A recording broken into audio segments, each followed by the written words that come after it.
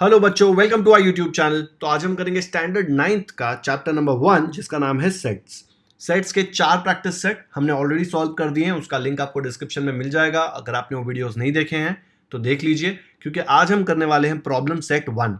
Problem set 1 समझने के लिए आपको आगे के 4 प्रैक्टिस सेट में जो बेसिक कॉन्सेप्ट सिखाए गए हैं वो बहुत अच्छे से आने चाहिए, तो ही आप आगे बढ़ सकते हो। नहीं तो आपको ये बहुत डिफिकल्ट लगेगा। काफी सिंपल चैप्टर है, बिल्कुल डिफिकल्ट नहीं लगना चाहिए, इसलिए पहले के 4 वीडियोस देख लीजिए, फिर आज का जो है वीडियो प्रॉब्लम सेट 1 का है वो देखना शुरू कीजिए। ओके, प्रॉब्लम सेट 1 का फर्स्ट क्वेश्चन है, choose the correct alternative answer for each of the following questions. Multiple choice question है, आपको क्वेश्चन दिया गया है और 4 ऑप्शंस दिए गए, आपको चारों ऑप्शन में से राइट ऑप्शन टिक करना है। फर्स्ट क्वेश्चन है, if m is equal to set क्या है 1 3 5 एंड n क्या है 2 4 6, देन m इंटरसेक्शन n, याद है ना, इसको इंटरसेक्शन बोलते हैं। m इंटरसेक्शन n क्या है? इंटरसेक्शन मतलब कॉमन। m एंड n में क्या कॉमन है? देखो, इसमें 1 है, इसमें 1 नहीं है, इसमें 3 है, इसमें 3 नहीं है, इसमें 5 है, इसमें 5 नहीं है। दोनों में कुछ भी कॉमन नहीं है। अगर कुछ भी कॉमन नहीं है तो उसको हम लोग कैसे डिनोट करते हैं? उसको डिनोट करने के 2 तरीके हैं। या तो हम लोग उसको ऐसे डिनोट करते हैं, ग्रीक सिंबल है फाइ, या फिर हम लोग इसको डिनोट करते हैं ऐसे, एक खाली सेट। याद रखना है, इसे खाली सेट रखना है, इसको ऐसा मत बना देना। अगर आपने इसको ऐसा लिखा तो ये सेट खाली नहीं है, ये सेट के अंदर कुछ है। क्या है? ये वाला सिंबल है, ये खाली नहीं है, तो ये गलत मिलेगा आपको। इसका इंटरसेक्शन कुछ भी नहीं है ना, कुछ नहीं है मतलब नल सेट। क्या बोलते हैं उसको? Null set. और नल सेट दिखाने के 2 तरीके हैं। कौन से 2 तरीके हैं? ये एक और ये एक। ठीक है, ये नहीं, ये गलत है, दोनों को साथ में कंबाइन मत कर देना, घर का राज नहीं है आपका। ठीक है, ये वाला सिंबल या फिर खाली ब्रैकेट्स। तो इसका आंसर क्या आएगा? देखो यहाँ पे ऑप्शन सी है, तो ये ऑप्शन सी करेक्ट आंसर आ जाएगा। ओके, क्योंकि कॉमन कुछ भी नहीं है। नेक्स्ट करते हैं। क्वेश्चन 2 है, P is a set of all x। ये वाले सिंबल को कैसे रीड करते हैं? सच दैट, इसके बाद कंडीशन है, x is an odd natural number and x 1 से बड़ा है लेकिन 5 को इक्वल है या 5 से छोटा है। ठीक है, less than equal to 5, less than और इक्वल टू, इसको पढ़ते हैं लेस देन और इक्वल टू। ठीक है, तो x 1 से बड़ा है, 5 से छोटा है या 5 को इक्वल, और x और क्या है? x है ऑड नेचुरल नंबर। मतलब आपको ऐसे नंबर्स चाहिए जो 1 से 5 के बीच में है और ऑड नेचुरल नंबर है। 1 नहीं आ सकता बिकॉज x 1 से बड़ा है। तो ऐसे कौन से नंबर्स हैं? तो हम लोग अगर इसको रोस्टर फॉर्म में लिखे तो क्या आ जाएगा? रोस्टर फॉर्म या फिर लिस्टिंग मेथड, याद है ना नाम। तो 2 आएगा क्या? 2 नहीं आ सकता। देखो, 1 से लेके 5 तक कितने नंबर्स हैं? 1 से लेके 5 तक नंबर्स हैं 2 3 4 5। ठीक है, लेकिन ये 2 3 4 5 यही कंडीशन नहीं है, दूसरा कंडीशन है ऑड नेचुरल नंबर होने चाहिए। 2 ऑड है क्या? नहीं है, तो 2 इसमें से कट जाएगा। ठीक है, तो 2 कट गया। 3 ऑड है, यस, तो 3 चलेगा मुझे, तो मैंने यहां पे इधर लिख दिया 3। और क्या आएगा इसमें? यहां पे देखो 4 ऑड है क्या? देखो ऑड भी चाहिए ना, नहीं है 4 ऑड, तो 4 नहीं आएगा। फिर नेक्स्ट है 5 आएगा क्या? यस, 5 इज ऑड, तो मुझे यहां पे मिलेगा 5। खत्म हो गया। तो मुझे आंसर क्या चाहिए? 3 5। ये रहा, देखो 3 5। याद रखना है बच्चों, ये जो x है ये 1 से बड़ा है और 5 से छोटा है या इक्वल है। तो 1 से लेके 5 तक जो बीच में नंबर्स आते हैं 2 3 4 5 है, लेकिन x का एक और कंडीशन है ऑड नेचुरल नंबर। तो इसमें से ऑड नेचुरल नंबर सिर्फ 3 एंड 5 है, बिकॉज 2 एंड 4 क्या है? इवन, वो इवन नहीं चलेंगे, इसलिए 3 एंड 5 आया इसमें, और आंसर आ गया ऑप्शन डी। आया समझ में? नेक्स्ट करते हैं। थर्ड क्वेश्चन है, P इज इक्वल टू 1 2 3 और ये डॉट डॉट डॉट मतलब 3 4 5 6 7 8 9 10 तक, 1 से लेके 10 तक सारे नंबर्स हैं सेट P में। What type of set P is? तो इन्होंने पूछा है सेट P का टाइप क्या है। पहला टाइप दिया है नल सेट। नल सेट मतलब P में एक भी एलिमेंट नहीं होता तो मैं बोलता कि वो नल सेट है। P में एलिमेंट्स है, देखो, एक नहीं 10 हैं, सिर्फ 1 भी होता ना तो भी वो नल सेट नहीं होता। नल सेट मतलब खाली ब्रैकेट, इसको बोलते हैं नल सेट। या फिर सिर्फ ऐसा एक सिंबल दिया होगा, इसको बोलते हैं नल सेट। इसके अंदर तो बहुत कुछ है, तो नल सेट वाला ऑप्शन गया। नेक्स्ट क्या है, इनफाइनाइट सेट। इनफाइनाइट सेट मतलब आप काउंट नहीं कर पाएंगे कितने हैं। यहाँ पे देखो काउंट कर पा रहा हूँ ना, कितना है, 1 2 3 4 5 6 7 8 9 10, 10 ही है ना। तो इनफाइनाइट सेट तो क्या होता है, जो आप काउंट ही नहीं कर सकते, तो ये भी गया। तीसरा है फाइनाइट सेट। फाइनाइट सेट मतलब आप काउंट कर सकते हो। काउंट कर सकते हैं क्या इसको, 1 2 3 4 5 6 7 8 9 10, 10 है ना, काउंट कर पा रहे हैं हम लोग, तो आंसर है फाइनाइट सेट। ठीक है, तो पी कौन सा टाइप का है, पी है फाइनाइट सेट। आया समझ में। नेक्स्ट करते हैं। फोर्थ क्वेश्चन है, एम यूनियन एन दिया हुआ है 1 2 3 4 5 6। ठीक है, यूनियन दिया हुआ है। बच्चों याद रखना, ये एम यूनियन एन भले लिखा हुआ बड़ा दिखे, लेकिन वो भी एक सेट ही है ना। तो सेट को तो आप कर्ली ब्रैकेट के अंदर आइटम्स लिखते हो। ठीक है, ये भी एक सेट ही है, बड़ा नाम है उसका। उसको कैंसिल करके आप बोल सकते हो एम यूनियन एन को एक्स भी बोल सकते हो, लेकिन नहीं बोलना है, अपने को पता है ना एम यूनियन एन देखेंगे तो यूनियन से हमको समझ में आएगा कि वो आया कैसे। एम दिया हुआ है 1 2 4, then which of the following represent set N. Okay, तो m में आपके पास है 1 2 4, तो आपको n फाइंड करना है। ठीक है, अब n फाइंड करने के लिए मैं आपको एक हिंट देता हूं, ये 1 2 और 4 ये m में आ गए। ठीक है, यूनियन मतलब क्या, दोनों दोस्त बन गए, दोनों के सारे एलिमेंट्स एक साथ आ जाते हैं, उसको बोलते हैं यूनियन।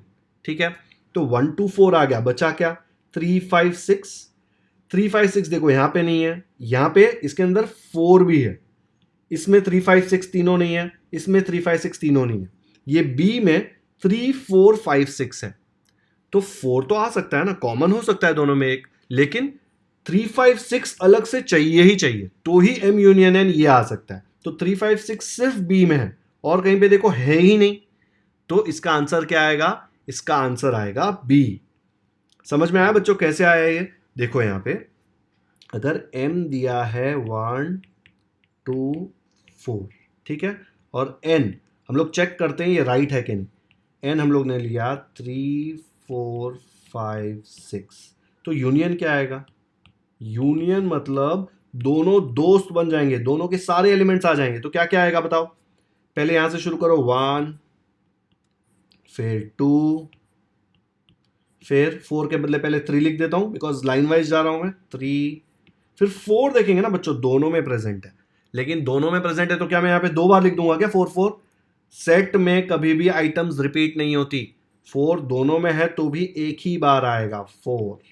ठीक है, फिर क्या है 5 6, तो आ जाएगा 5 6। क्या आ गया एम यूनियन एन, 1 2 3 4 5 6, देखो वही है ना। ठीक है, तो हम लोगों ने चेक भी कर लिया कि इसके साथ अगर मैं यूनियन करूंगा तो आंसर यही आता है, तो मुझे वैल्यू मिल गया बी का 3 4 5 6, ऑप्शन बी आंसर है। ओके, स्क्रीनशॉट ले लो इसका, वीडियो पॉज करके देख लो। बच्चों यूनियन मतलब दोनों दोस्त बन जाते हैं, सारे मेंबर्स एक साथ हो जाएंगे। ध्यान खाली ये रखना है जो कॉमन मेंबर्स है वो एक ही बार आएंगे। ठीक है, चलो आगे बढ़ते हैं। फिफ्थ क्वेश्चन दिया है, if P is a subset, इसका मतलब सबसेट होता है of M, then which of the following sets represents P intersection of, ये पूरा ब्रैकेट में है, P यूनियन M। देखकर और सॉल्व करने में ऐसा लगेगा कि बहुत डिफिकल्ट है, बहुत ही इजी क्वेश्चन है। आपके घर का एग्जांपल ले लेते हैं, अज्यूम करते हैं P बाथरूम है और M पूरा एक रूम है, बेडरूम है। ठीक है, तो bathroom is a subset of bedroom ना, bathroom will be a part of bedroom ना, इसी बाथरूम बेडरूम में ही आएगा, ऐसा थोड़ी ना कि बेडरूम के बाहर आएगा। ठीक है, तो हम लोग को फिगर बना लेते हैं, कैसा आएगा, ऐसा आएगा, ये है बाथरूम और ये है पूरा बेडरूम। क्या मैं बोल सकता हूं bathroom is a subset of bedroom, क्योंकि ये पूरे बेडरूम के अंदर ही आ रहा है ना बाथरूम। ठीक है, अब उसने बोला है which of the following set represents this, इसमें से हम लोग को बताना है कि आंसर कौन सा है। तो ये वाले पार्ट में सबसे कॉम्प्लिकेटेड ये दिख रहा है P यूनियन M, तो पहले P यूनियन M फाइंड कर लेते हैं। P यूनियन M मतलब P यूनियन M, यूनियन मतलब दोस्ती। अभी इसको मत देखना, सिर्फ P यूनियन M को देखना, दोस्ती मतलब दोनों पूरे एक साथ आ जाएंगे, मतलब मुझे ये पूरा एरिया एक साथ मिल जाएगा, ये पूरा एरिया। ठीक है, बाथरूम भी आ जाएगा, बेडरूम भी आ जाएगा, उसमें सब कुछ आ जाएगा ये एरिया में, क्योंकि यूनियन मतलब सब कुछ, पूरी दोस्ती, सब लोग साथ में आ जाएंगे। तो ये वाला पार्ट मैंने यहाँ पे शेड करके बता दिया आपको, तो इसको अभी आप भूल जाओ। नेक्स्ट बोला है P इंटरसेक्शन विथ ये वाला पार्ट मतलब ये शेडेड पार्ट, इंटरसेक्शन मतलब क्या, कॉमन। P एंड ये वाले एरिया में कॉमन क्या है, P मतलब बाथरूम था ना, तो पूरा ये शेडेड एरिया जो है एंड P मतलब ये बाथरूम जो है, ये दोनों में कॉमन कौन सा है, ये वाला पार्ट दोनों जगह आ रहा है ना। तो अगर ये पूरे का वैल्यू निकलेगा P इंटरसेक्शन ये वाला, मतलब ये वाला और P का कॉमन एरिया, वो आ जाएगा इक्वल टू व्हाट, ये वाला common area, what is that common area, P। तो आंसर क्या आ जाएगा, P आ जाएगा ना। देखो ये पूरे का कॉमन दोनों का मिला के ये वाला ही एरिया था ना सिर्फ, ये क्या है, ये इज नथिंग बट P। तो आंसर आ गया AP। आया समझ में। नेक्स्ट करते हैं। फिफ्थ क्वेश्चन सॉल्व करने का एक और मेथड देखते हैं। If P is a subset of M, मतलब ऐसा कुछ आएगा, P M के अंदर आ जाएगा पूरा। विच of the following sets represents this, तो ये वाली चीज को हम लोग पूरा लिख लेते हैं। क्या आएगा, P intersection P union M, इसका वैल्यू पूछा है ना, वो मैंने कॉपी कर लिया यहाँ पे, ठीक है। अब इसको इक्वल टू लिखते हैं। पहले ये कॉम्प्लिकेटेड पार्ट है, इसको सॉल्व करते हैं। P यूनियन M मतलब क्या, P और M का पूरा कॉम्बिनेशन।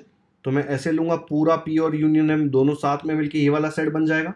ये वाला सेट मतलब क्या है, ये M ही है ना। तो P यूनियन M को मैं M लिख सकता हूं, करेक्ट।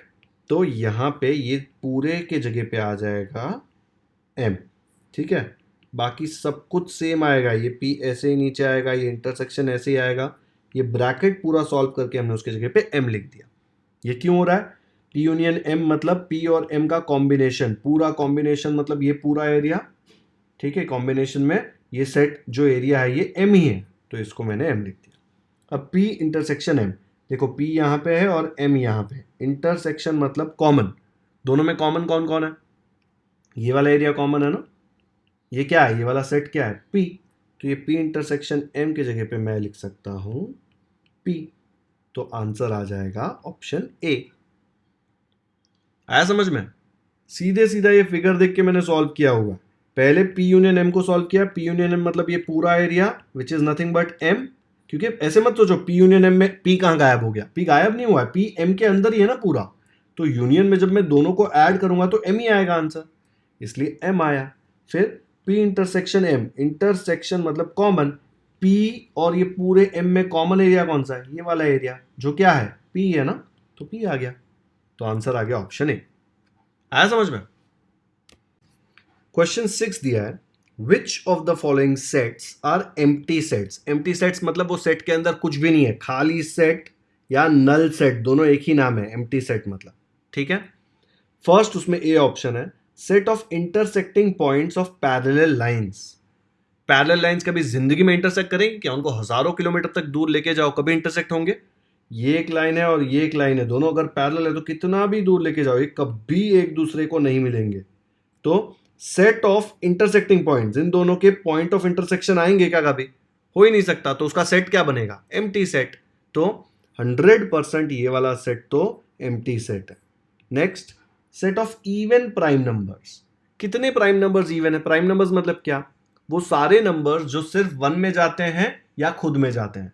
हमेशा याद रखना है 1 जो नंबर है it is not even prime not composite, दोनों में से कोई भी नहीं है। लेकिन 2 तो सबसे पहला प्राइम नंबर है एंड 2 तो इवन भी है।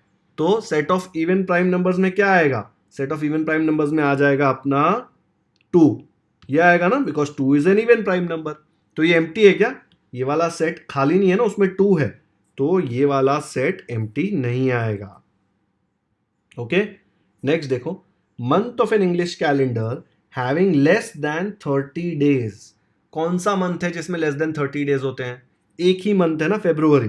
तो मैं यहां पे लिख सकता हूं फेब्रुवरी। तो ये सेट जो आया ये एम्प्टी है क्या, नहीं, ये सेट के अंदर फेब्रुवरी है ना, खाली नहीं है, तो ये वाला सेट भी एम्प्टी नहीं है। डी देखो, P is a set of all x such that x is an element of, ये याद है ना सिंबल, एलिमेंट ऑफ इंटीजर, मतलब x एक इंटीजर है and x is greater than -1 less than 1।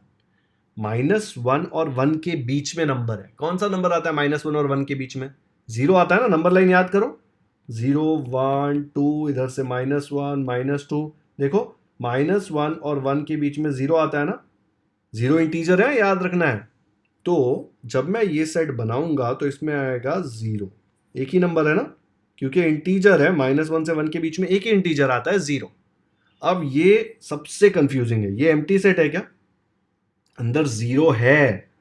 अगर एम्प्टी सेट होता ना बच्चों तो ऐसा आता खाली, अंदर कुछ भी हो तो फिर वो एम्प्टी नहीं है, 0 भी हो तो भी वो एम्प्टी नहीं है, मतलब ये सेट भी एम्प्टी नहीं है।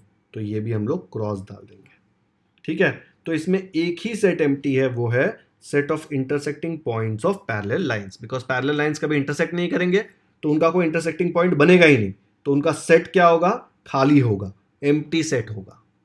ओके, वीडियो पॉज करके देख लो एक बार। ये इसका आंसर आएगा option A, set of intersecting points of parallel lines is an empty set. आगे बढ़ते हैं। क्वेश्चन नंबर 2 है, find the correct option for the given question. और उसका फर्स्ट क्वेश्चन है, which of the following collections is a set. आपको 4 options दिए, आपको दिखाना है कि कौन से इसमें से सेट है। अब याद है ना, सेट कैसा होना चाहिए? सेट होना चाहिए वेल डिफाइंड, कंफ्यूजिंग नहीं होना चाहिए। एक पर्सन के लिए कुछ और, दूसरे के लिए कुछ और, ऐसे नहीं चलेगा। दोनों जन एक चीज को देखेंगे तो दोनों को सेम लगना चाहिए, ठीक है। तो फर्स्ट देखो, colours of the rainbow. Colours of the rainbow बहुत ही स्टैंडर्ड है, 7 कलर्स होते हैं रेनबो में। कौन से कलर्स? VIBGYOR, विबग्योर करके आप याद करते थे ना कलर्स ऑफ द रेनबो। तो वो 7 कलर्स है, फिक्स्ड है। किसी को भी पूछो कोई और कलर बोलेगा क्या? नहीं बोलेगा। तो ये जो डेफिनेशन है रेनबो की, वो एकदम ही वेल डिफाइंड है, ठीक है, कंफ्यूजिंग नहीं है, पर्सन टू पर्सन चेंज नहीं होगी, ठीक है। तो कलर्स ऑफ द रेनबो एक सेट है, क्यों है? बिकॉज ये फिक्स्ड है, ये डिसाइडेड है। ऐसे आ जाएगा। अगर मैं रेनबो का सेट आर लेता हूं तो उसमें 7 कलर स्टैंडर्ड है। याद कैसे करते थे? विबग्योर लिखते थे, VIBGYOR। V से वायलेट, I से इंडिगो, B से ब्लू, G से ग्रीन, Y से येलो, O से ऑरेंज एंड R से रेड। तो ये ऐसे हम लोग याद कर लेते थे विबग्योर से। तो यही सेट होगा कलर्स ऑफ द रेनबो का। तो मैं बोल सकता हूं colours of rainbow are well defined, therefore it is a set. आया समझ में? तो ये जो ए है ये एक सेट है। बी चेक करते हैं हम, tall trees in the school campus. बच्चों अभी टॉल ट्रीज कौन डिसाइड करेगा? एक ट्री दूसरे ट्री से थोड़ा सा छोटा है, लेकिन एक तीसरा ट्री है जो बहुत छोटा है, जिससे ये दोनों ट्री बहुत बड़े हैं। तो कैसे डिसाइड करेंगे कौन से झाड़ बड़े हैं, कौन से झाड़ छोटे हैं? टॉल ट्रीज आप डिसाइड नहीं कर सकते। एक स्टूडेंट को पूछेंगे तो वो बोलेगा ये 2 लंबे हैं, दूसरे को पूछेंगे तो बोलेगा नहीं एक ही ट्री टॉल है। तो ये जो tall trees in school campus है ना, ये वेल डिफाइंड नहीं है। अगर वेल डिफाइंड नहीं है तो ये सेट नहीं है। आया समझ में? कंफ्यूजिंग है ना, कौन से होंगे टॉल ट्रीज, कौन से नहीं होंगे। तीसरा है rich people in the village. बच्चों अभी rich people in the village कैसे डिसाइड करेंगे? कौन डिसाइड करेगा कि कौन रिच है कौन गरीब? हो सकता है जो सबसे रिच आदमी हो बोलेगा नहीं अकेला मैं ही रिच हूं, बाकी सब गरीब है। जो बीच में जो आदमी हो बोलेगा नहीं नहीं मैं भी रिच हूं, बाकी सब लोगों से तो मैं रिच ही हूं। तो आप डिसाइड नहीं कर सकते कि कौन रिच है कौन नहीं। तो ये भी बहुत कंफ्यूजिंग है, वेल डिफाइंड नहीं है, इसलिए ये भी सेट नहीं है। Easy examples in the book. Easy example भी कैसे डिसाइड करेंगे आप? कुछ बच्चों को मैथ्स इतना ज्यादा पसंद है कि डिफिकल्ट से डिफिकल्ट एग्जाम्पल उनको इजी लगता है। हो सकता है कुछ बच्चों ने वो एग्जाम्पल 10 बार सॉल्व कर लिया इसलिए उनको और इजी लग रहा है, लेकिन एक तीसरे बच्चे को पूछा बोलेगा अरे मुझे तो कुछ नहीं आ रहा, ये क्या पूछ रहे हो? तो उसको इजी नहीं लगेगा। तो डिसाइड नहीं कर सकते कि इजी है कि नहीं है, वेल डिफाइंड नहीं है। तो ये भी वेल डिफाइंड नहीं है, इसलिए ये भी सेट नहीं है। तो इसमें हम लोग क्या लिखेंगे? वेल डिफाइंड नहीं है इसलिए सेट नहीं है, ठीक है। तो बाकी 3 में हम लोग ये सेम सोल्यूशन लिखेंगे। Since the collection of tall trees in the school campus is not well defined, therefore it is not a set. ठीक है, तो tall trees वाला set नहीं है। Similarly, rich people in the village, since the collection of rich people in the village is not well defined, confusion है ना उसमें, well defined नहीं है, therefore it is not a set. वैसे easy examples in the book का भी, since the collection of easy examples in the book is not well defined, हर एक बच्चे को हो सकता है अलग अलग चीज, अलग अलग इजी एग्जांपल्स लगे, ठीक है। Therefore it is not a set. Standard होना चाहिए, कोई कंफ्यूजन नहीं होना चाहिए। रेनबो यही 7 कलर्स हैं, आप अपना खुद का रेनबो नहीं बना सकते, ठीक है, इसीलिए ये सेट है, बाकी 3 नहीं है। आया समझ में? वीडियो पॉज करके देख लो एक बार। नेक्स्ट करते हैं। सेकंड का सेकंड क्वेश्चन है, which of the following set represents n intersection w। ये n मतलब नेचुरल नंबर्स, w मतलब होल नंबर्स। आपको दोनों का इंटरसेक्शन निकालना है। तो पहले आपको n और w लिखना पड़ेगा। क्या है, याद है नेचुरल नंबर का सेट क्या होता है? नेचुरल नंबर्स 1 से शुरू होते हैं, काउंट करने वाले जो नंबर्स होते हैं, और होल नंबर्स में सारे नेचुरल नंबर्स होते हैं, एक एक्स्ट्रा नंबर होता है जो है 0। ठीक है, तो आपको इन दोनों का इंटरसेक्शन निकालना है। तो पहले मैं लिख लेता हूं n और w क्या क्या है। तो ये मैं आपको एकदम बेसिक से करा रहा हूं। नेचुरल नंबर्स मतलब 1 2 3 4 5 6 100 इंफिनिटी तक जाएगा। 1 से शुरू होता है हमेशा। काउंट करने के लिए जो नंबर्स यूज होते हैं उनको नेचुरल नंबर्स बोला जाता है। तो अगर मैं सेट को n बोलूं तो उसमें क्या क्या आएगा? 1 2 3 डॉट डॉट डॉट, मतलब इंफिनिटी तक जाएगा ये। होल नंबर्स में ये सारे नंबर्स आते हैं, लेकिन एक एक्स्ट्रा नंबर आएगा 0। होल नंबर 0 से शुरू होते हैं। ठीक है, तो अगर मैं उसके सेट को w बोलूंगा तो उसमें 0 से शुरू होगा, 0 1 2 3 इंफिनिटी तक। इसने क्या पूछा है? इसने पूछा है n इंटरसेक्शन w, मतलब इसने पूछा है इन दोनों में कॉमन क्या है। ठीक है, तो मैं बोल सकता हूं therefore n intersection w is equal to, यहां पे देखो 1 2 3, यहां पे भी 1 2 3 इंफिनिटी तक जा रहा है। 0 देखो कॉमन नहीं है, बाकी सब कॉमन है, तो इंटरसेक्शन क्या आएगा? 1 2 3 इंफिनिटी तक सब इन दोनों में कॉमन आएगा। तो यहां पे ऐसा कौन सा ऑप्शन है? ये देखो 1 2 3 इंफिनिटी तक कॉमन जा रहा है। इसमें 4 भी दिया होता तो टेंशन नहीं, सेम आता, बिकॉज इंफिनिटी तक जा रहा है ना, 1 से लेके इंफिनिटी तक 4 5 6 7 8 9 10 सब आएगा। हमने सिर्फ 1 2 3 लिखा हुआ है। ठीक है, बाकी ऑप्शन देखो ये तो आ ही नहीं सकता, क्योंकि 0 तो सिर्फ होल नंबर में होता है, नेचुरल नंबर में 0 आता ही नहीं है। सिर्फ 0 हो ही नहीं सकता, बिकॉज इंटरसेक्शन मतलब क्या? कॉमन। ये दोनों में 0 कॉमन हो सकता है क्या? हो ही नहीं सकता, बिकॉज नेचुरल नंबर में 0 कभी आएगा ही नहीं। फिर नल सेट, इतने सारे नंबर्स कॉमन है, नल सेट कैसे आएगा? देखो खाली सेट है ना, एम्प्टी सेट, तो सिर्फ एक ही ऑप्शन है A, which is the right answer. आ गया समझ में? यहां पे आप लिख सकते हो therefore option A. Video pause करके देख लो एक बार। नेक्स्ट करते हैं। क्वेश्चन 2 का थर्ड क्वेश्चन है, P is a set of all x, ये वाली लाइन का मतलब such that x is a letter of the word Indian, मतलब इसमें जो लेटर्स हैं वो ये सेट में आएंगे P में। Then which one of the following is set P in listing form. आपको सेट P लिस्टिंग फॉर्म में लिखना है, तो हम लोग पहले लिख लेते हैं ऐसे ही, ऑप्शन देखो भी मत। देखो I है इसमें, तो पहले मैं लिख लूंगा I, फिर नेक्स्ट क्या है? N, तो मैं लिखूंगा N, उसके बाद नेक्स्ट है D, तो मैंने लिख दिया D, फिर उसके बाद नेक्स्ट है वापस I मैंने ऑलरेडी लिखा हुआ है तो ये वाला I मैं नहीं लिखूंगा। फिर है A, तो मैं लिखूंगा A, फिर है N मैंने ऑलरेडी लिखा है तो वापस N नहीं लिखूंगा, वर्ड खत्म हो गया, तो मैं ये वाला कॉमा इरेज कर दूंगा और ये सेट को खत्म कर दूंगा। INDA, ये है लिस्टिंग फॉर्म में, दिख रहा है यहाँ पे एक ही ऑप्शन है। यहाँ पे देखो बच्चों गलत क्या है? 2 बार I लिखा हुआ है, 2 बार I आ ही नहीं सकता। ठीक है, तो यही एक ऑप्शन है जिसमें ये पूरा वर्ड बन सकता है। देखो INDIAN, इंडियन बन रहा है। ओके, तो ऑप्शन क्या है? Option B. आया समझ में? ये मैंने बहुत डिटेल में आगे प्रैक्टिस सेट में सिखाया हुआ है, अगर कंफ्यूजन है तो वो सारे क्वेश्चंस जाके देखो, बहुत ही इजी है ये। ओके, चलो नेक्स्ट करते हैं। क्वेश्चन 2 का फोर्थ क्वेश्चन है, if T is equal to, set है 1 2 3 4 5 and M is equal to 3 4 7 8, then you have to find T union M, मतलब ये दोनों का यूनियन, यूनियन मतलब दोस्ती, इन दोनों की दोस्ती करनी है। ठीक है, दोस्ती करनी है मतलब सब कुछ आ जाएगा, दोनों में जो है वो सब आएगा T यूनियन M में। तो अगर मैं T यूनियन M यहां पे लिखता हूं तो मुझे क्या मिलेगा? मुझे मिलेगा नंबर वाइज शुरू कर, देखो 1, तो 1 लिख दिया मैंने यहाँ पे, फिर उसके बाद देखो 2 है, फिर उसके बाद तो 3 देखो बच्चों यहां पे भी है, यहां पे भी है, तो 2 बार मत लिख देना 3, एक ही बार आएगा। यूनियन में दोनों दोस्त बन जाते हैं तो कॉमन एलिमेंट्स एक ही बार आते हैं, तो यहां पे आ जाएगा 3। फिर 3 के बाद मैं 4 लिख सकता हूं क्या? यस, 4 भी दोनों में है लेकिन एक ही बार लिखना है। देखो यहाँ पे 4 4, फिर 4 के बाद 5 है क्या? देखो यहाँ पे 5 है, फिर 6 देखो दोनों में नहीं है तो मत डाल देना, फिर 7 है, फिर 8 है ना? तो ये वाला कहां पे दिख रहा है? देखो 1 2 3 4 5 7 8, ये रहा दिख रहा है 1 2 3 4 5 7 8। अगर आप यूनियन में देखेंगे ना तो दोनों सेट मिल जाएंगे आपको। T मिलेगा देखो 1 2 3 4 5 में, 1 2 3 4 5 ये रहा। फिर M देखो 3 4 7 8, यहाँ पे देखो 3 4 7 8, दोनों मिलेंगे आपको यूनियन में। ठीक है, तो T यूनियन M का आंसर है 1 2 3 4 5 7 8। तो ये है आंसर। आया समझ में? अगर मैं टी इंटरसेक्शन एम, चलो एक्स्ट्रा क्वेश्चन पूछता हूँ, टी इंटरसेक्शन एम क्या आएगा इसमें?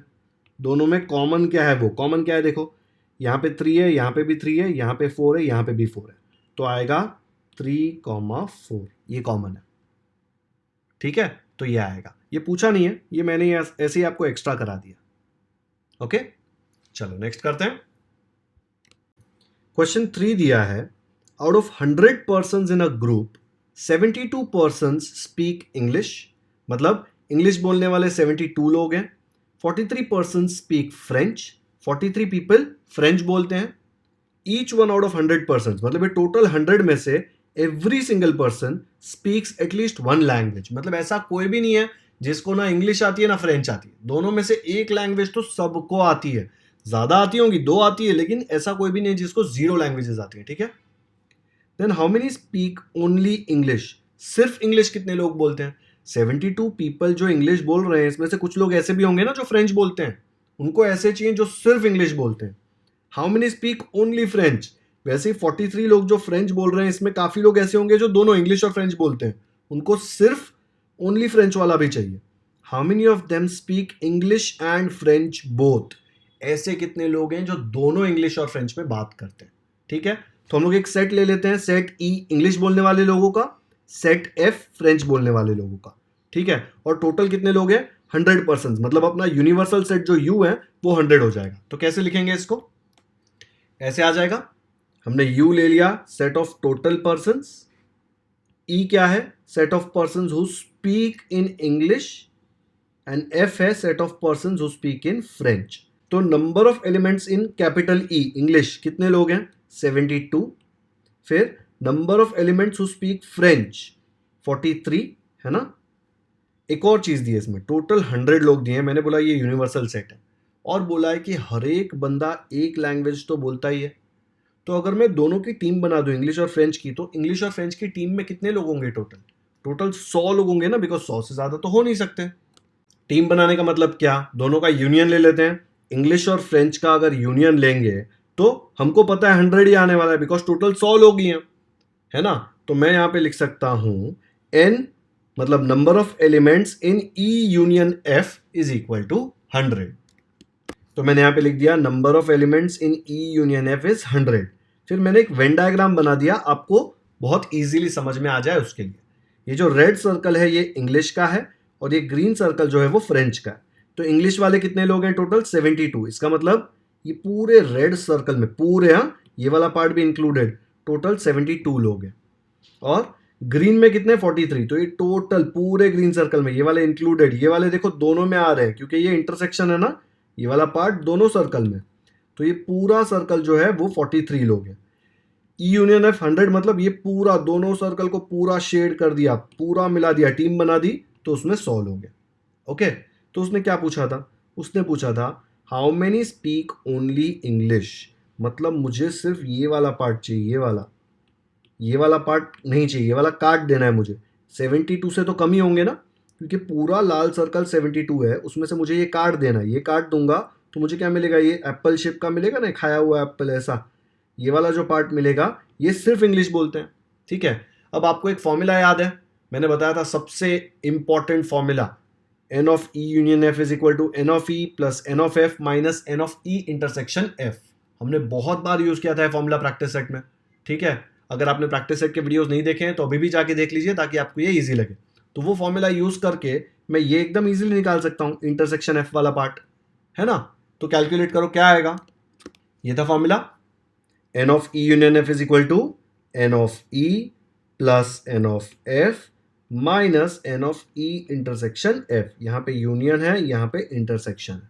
वैल्यू सब्स्टिट्यूट करो, n of E union F है 100, तो मैंने यहां पे लिख दिया therefore 100 is equal to N of E कितना है 72, एन ऑफ एफ कितना है 43, तो यहाँ पे लिख दिया 72 प्लस 43 माइनस, इसका वैल्यू मुझे चाहिए, मेरे पास है नहीं, तो उसको ऐसे लिख दिया minus N of E intersection F.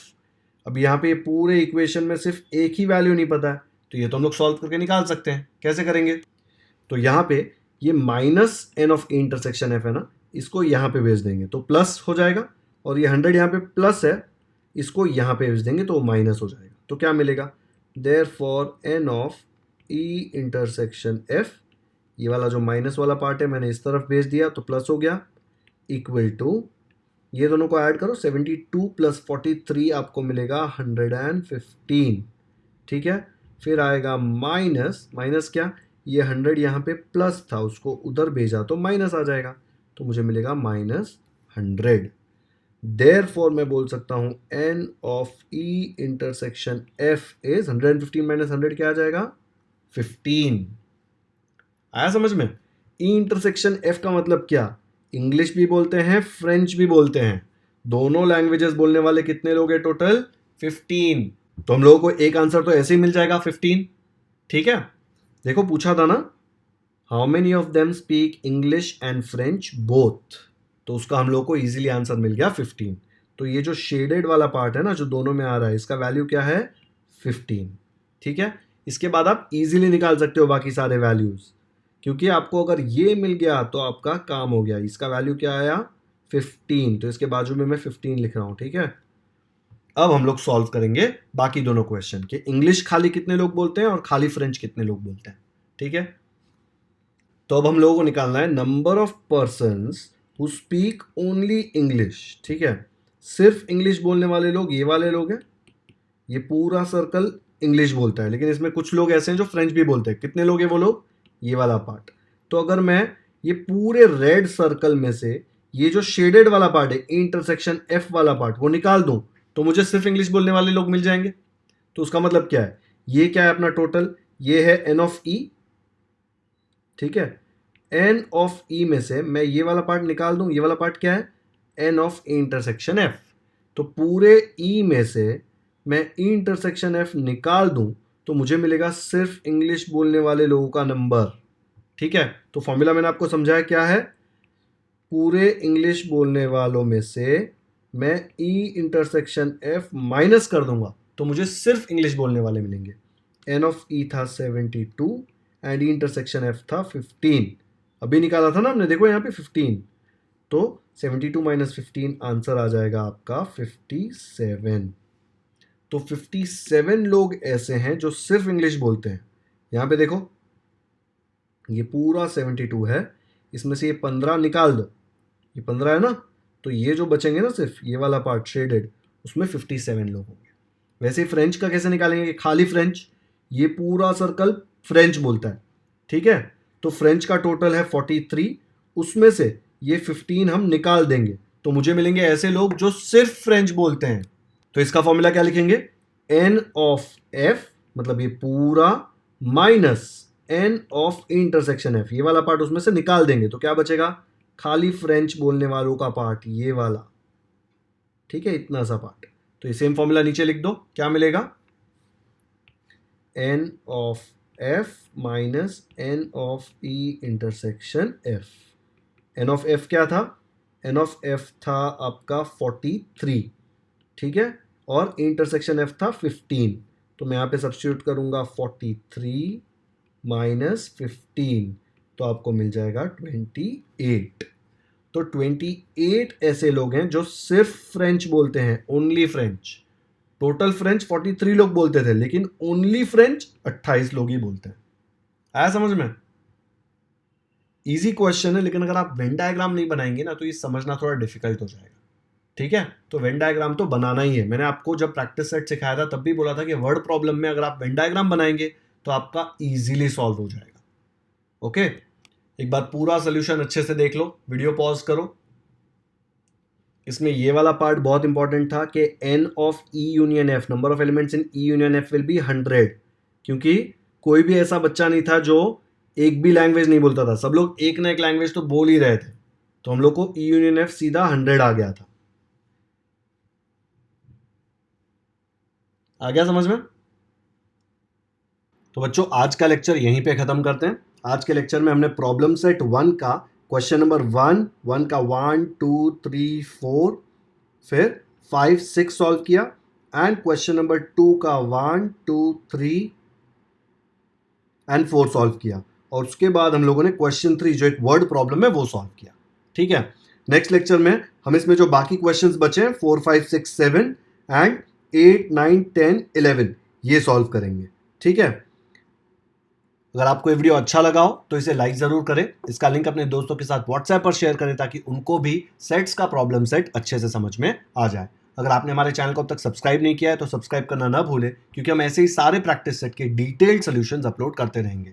Bell icon पर भी क्लिक कर दीजिए ताकि जब भी हम कोई नया वीडियो अपलोड करें आपको नोटिफिकेशन मिलते रहे और आप कोई भी इंपॉर्टेंट लेक्चर्स मिस ना करें। कमेंट सेक्शन में हमें ज़रूर बताएं कि आपको ये वीडियो कैसा लगा, आपके कोई सजेशंस हैं कि वीडियो को कैसे बनाना है, तो हम ज़रूर ट्राई करेंगे कि वो इम्प्लीमेंट करें। Thank you so much for watching this video.